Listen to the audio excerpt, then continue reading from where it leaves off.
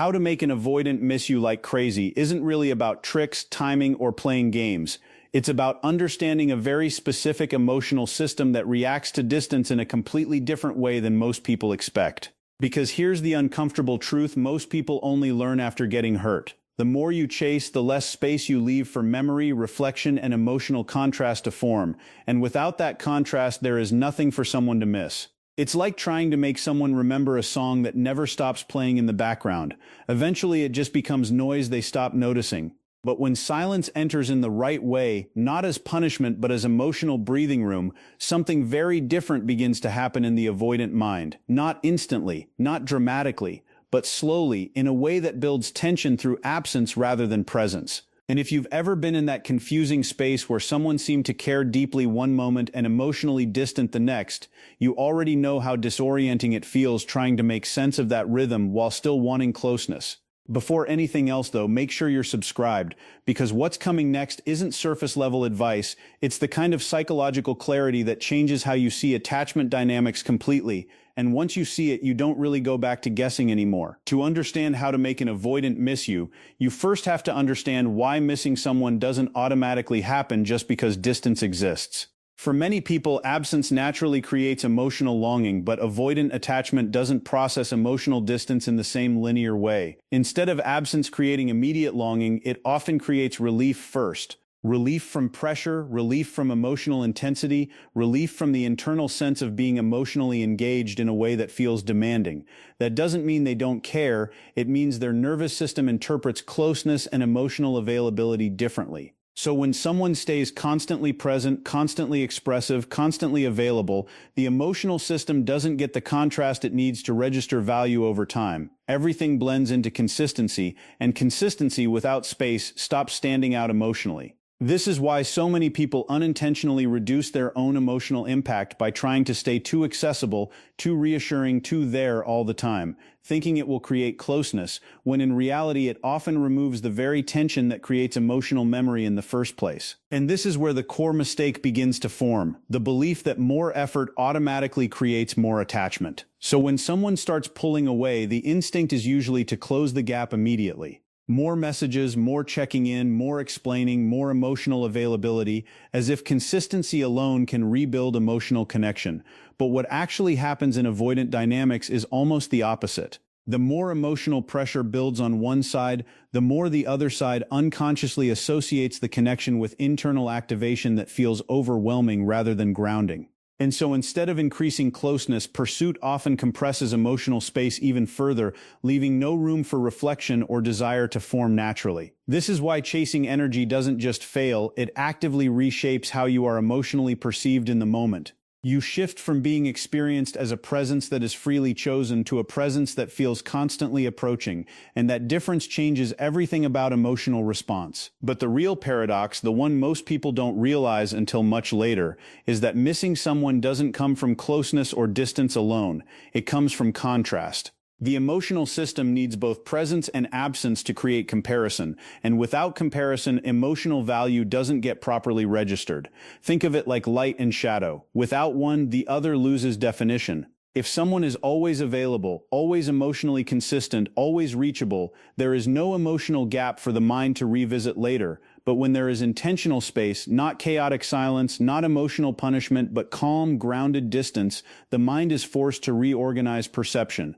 It starts filling in the absence, not with panic, but with awareness. And that's where the shift begins, not in immediate longing, but in delayed recognition. The realization that something once present is no longer automatically accessible, and that change, more than anything, is what creates emotional weight in memory. Which leads directly into the first key trigger: sudden emotional distance, but done in the right way, not disappearing out of frustration, not withdrawing in emotional protest, but stepping back in a way that is calm, stable, and internally grounded. Because the goal here is not to create confusion, it's to create contrast. When your emotional presence was once constant and then becomes naturally less accessible, the avoidance system is given space to recalibrate without feeling pressured. And in that space, something subtle begins to happen. They start noticing the absence of your emotional energy, not because you forced them to, but because the pattern they got used to is no longer automatically available. And when something familiar becomes slightly less predictable, the mind doesn't immediately label it as loss, but it does start registering it as change. And change in emotional memory is where curiosity quietly begins to form long before missing ever consciously appears. And once that initial shift in emotional availability is introduced, the real change doesn't come from the distance itself. It comes from what that distance removes from the emotional environment. Because when someone is used to consistent access to your attention, your responses, your emotional presence, it stops being consciously appreciated and starts becoming an assumed background layer of their life. And the moment that layer becomes less automatic, the mind is forced to adjust. Not emotionally at first, but cognitively. They notice timing differently. They notice gaps more sharply. They start registering moments where they expected a familiar rhythm from you, but instead encounter silence or neutrality. And this is where emotional psychology becomes very subtle, because absence alone is not what creates longing. It is the interruption of pattern. The brain is wired to predict emotional consistency, and when that prediction is slightly disrupted, it doesn't immediately create missing, it creates awareness. And awareness is the first quiet step toward emotional recalibration. But here's where most people get this wrong after introducing distance. They think the goal is to become cold or unavailable in an extreme way. In reality, that often collapses the entire dynamic instead of reshaping it. Because sudden emotional withdrawal without grounding can trigger rejection rather than reflection. What actually creates emotional pull is not chaos but stability within distance. A version of you that is still calm, still centered, still emotionally composed, but no longer constantly extending access. That combination creates a very specific psychological tension. You are still emotionally recognizable, but no longer fully reachable on demand. And that difference matters more than people realize. Because when access becomes slightly less predictable, attention becomes slightly more valuable, not because it was taken away aggressively, but because it is no longer guaranteed in the same way. And this is where the second trigger begins to form: emotional neutrality. Not emotional emptiness, not detachment for the sake of punishment, but a grounded shift away from reactive emotional intensity. Because one of the strongest patterns that pushes avoidant dynamics into withdrawal is emotional escalation that feels like pressure rather than connection. When emotional conversations become highly charged, highly explanatory, or highly seeking of reassurance, the internal experience on the avoidant side often becomes overloaded. Not because the feelings are wrong, but because the intensity removes their sense of internal control over emotional pacing. So when you shift into emotional neutrality, something unexpected happens. The emotional system no longer feels like it is being pulled into escalation. Instead, it encounters steadiness, and steadiness, especially after intensity, creates a different kind of curiosity, not immediate longing, but observational awareness. They begin to notice that your emotional state is no longer dependent on their immediate response, and that shift subtly repositions you in their internal hierarchy, not as someone chasing regulation, but as someone maintaining it independently. As this neutrality stabilizes, something even more important begins to happen in the background. The dynamic of control starts to shift without any explicit confrontation. Because in avoidant attachment patterns, control isn't about dominance, it's about emotional autonomy. When someone feels like emotional closeness requires constant negotiation or pressure, they tend to withdraw to restore that autonomy. But when emotional presence becomes calm, steady, and non-demanding, the perceived pressure decreases, even if distance remains. And this is where internal recalibration begins. They start to reevaluate how your presence feels in their emotional space. Not through grand realizations, but through small contrasts. Conversations feel lighter. Interactions feel less pressured. Your absence feels less like tension and more like space. And in that space, something very subtle begins to form: the ability to think about you without immediate emotional resistance. Which brings the dynamic into the third trigger: living a visibly full life, but not in a performative way, in a natural one. Because what deepens emotional impact in avoidant dynamics is not pursuit, but perception of independence. When your life appears active, grounded, and internally complete without emotional dependency being the center of it, it creates a shift in how you are mentally categorized. You are no longer positioned as someone orbiting the relationship, you are positioned as someone existing beyond it. And that distinction matters deeply because the mind cannot easily hold on to someone as emotionally available in the same way when their presence is no longer structured around emotional dependency. Instead, they become harder to predict, harder to access, and therefore more mentally significant over time. And this is where something subtle but powerful begins to emerge. They don't miss you yet, but they start noticing you differently. Your absence is no longer just a gap in communication, it becomes a space where imagination begins to fill in what is no longer immediately visible. And imagination is where emotional curiosity quietly grows. Because when someone is no longer constantly defining themselves in your emotional field, your mind is forced to reassemble who they are without current input.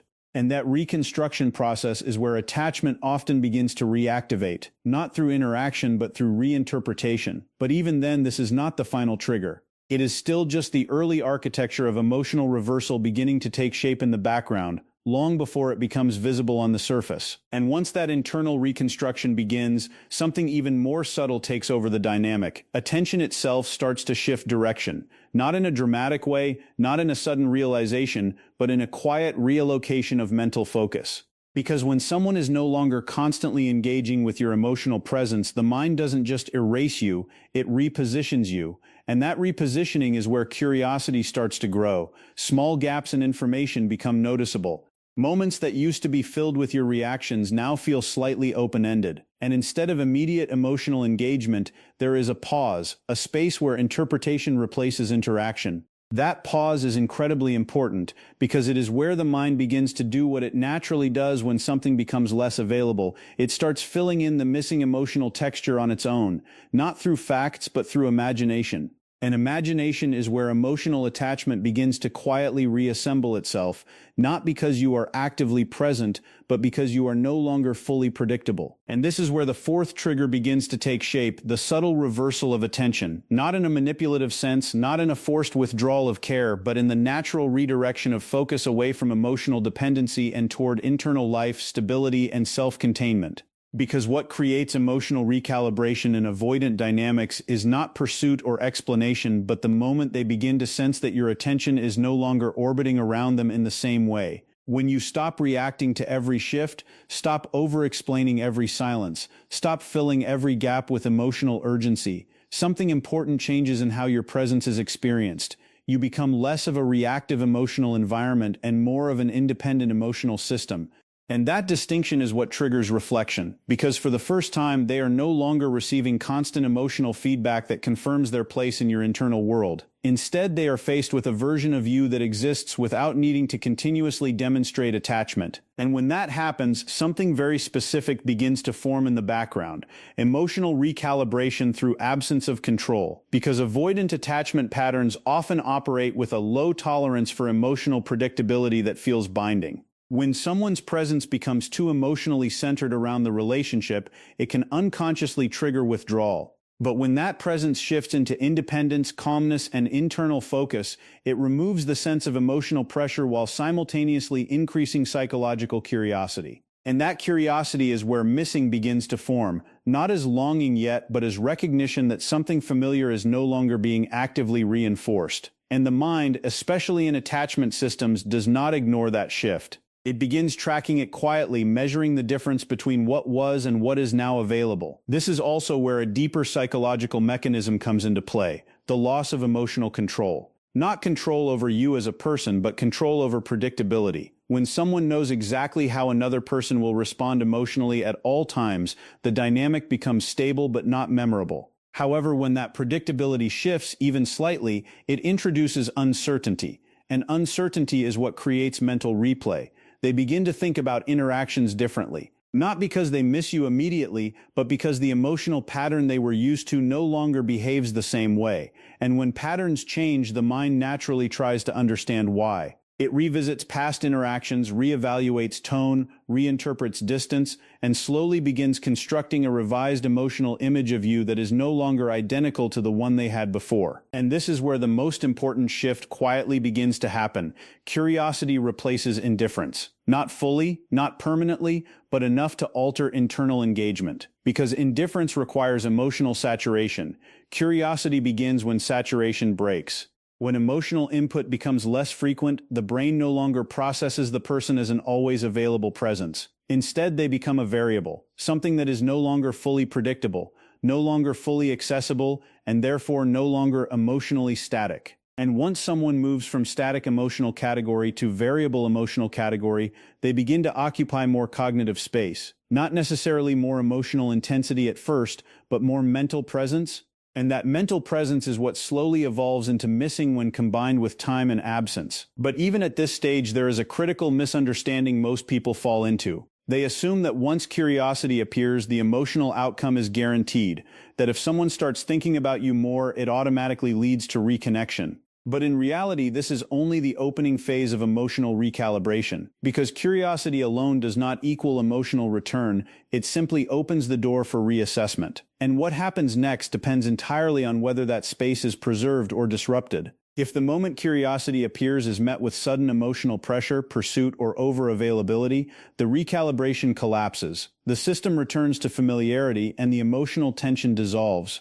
But if that space remains steady, grounded, and non-reactive, then curiosity begins to deepen into something more persistent, something that starts to linger longer in thought, something that begins to surface even in moments where you are not directly present.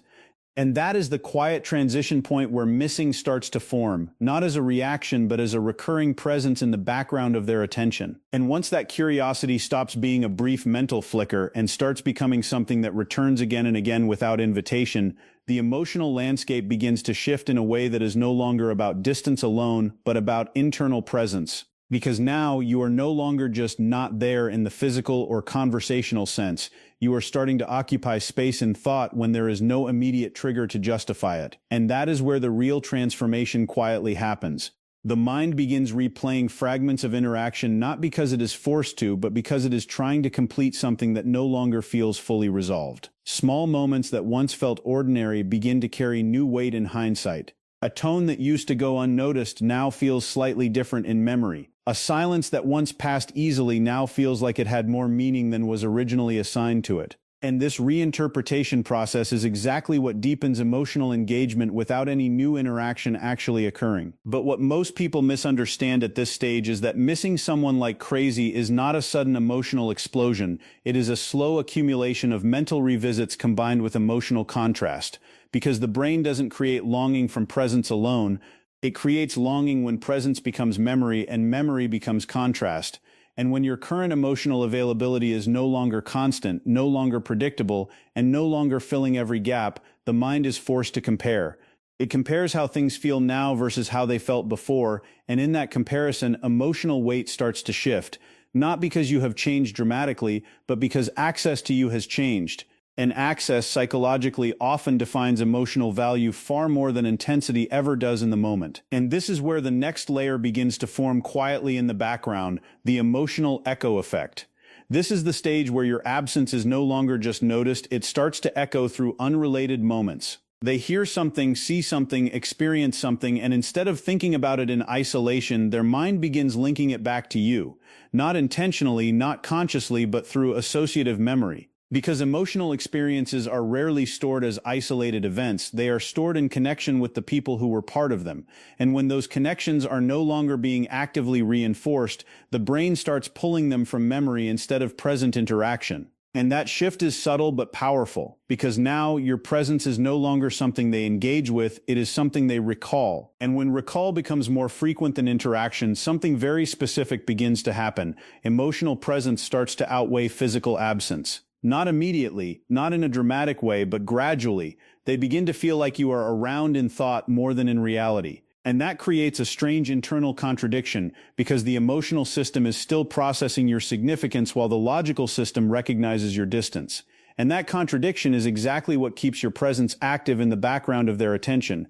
It is not resolution and it is not detachment, it is suspended processing. And suspended emotional processing is where attachment often reactivates in a quieter, more reflective form. This leads directly into a very important turning point that most people miss entirely, the moment curiosity begins to shift into emotional reflection. Because curiosity alone is still observational. It is passive, exploratory, and often temporary. But reflection is different. Reflection requires emotional involvement. It requires revisiting not just what happened, but how it felt. And once someone starts emotionally reflecting on past interactions, the dynamic changes again.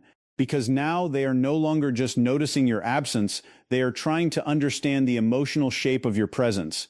They begin asking internal questions without realizing they are doing it. Why did that feel different? Why does the silence feel louder now? Why does the space feel more noticeable than it used to? And these questions don't create immediate answers, but they do create emotional activation. And here is where the fourth trigger fully completes its psychological effect. Not through action, but through sustained absence paired with emotional recalibration. Because when attention has been redirected, when emotional neutrality has been established, when life is visibly full and independent, and when access is no longer guaranteed in the same way, the system is left with something it has to resolve internally. And unresolved emotional patterns do not disappear. They persist in background processing. They surface in quiet moments, in pauses between distractions, in unexpected emotional recalls that don't seem to have an immediate cause. And that is where missing begins to deepen beyond curiosity. Not as desperation, not as panic, but as a growing awareness of emotional absence that starts to feel increasingly specific rather than general. And finally, the most important truth that sits underneath all of this becomes clear. You do not force someone to miss you by increasing effort. You create the conditions where their mind is no longer fully occupied by emotional certainty. Because certainty removes reflection, and reflection is where emotional meaning gets reconstructed. When everything is always available, nothing is revisited. But when emotional access shifts, when presence becomes less predictable, when attention is no longer constantly reinforced, the mind starts doing what it naturally does. It starts filling space with memory, interpretation, and emotional contrast. And over time, that is what transforms simple absence into something that feels heavier, more personal, and more emotionally charged than it ever felt in real time.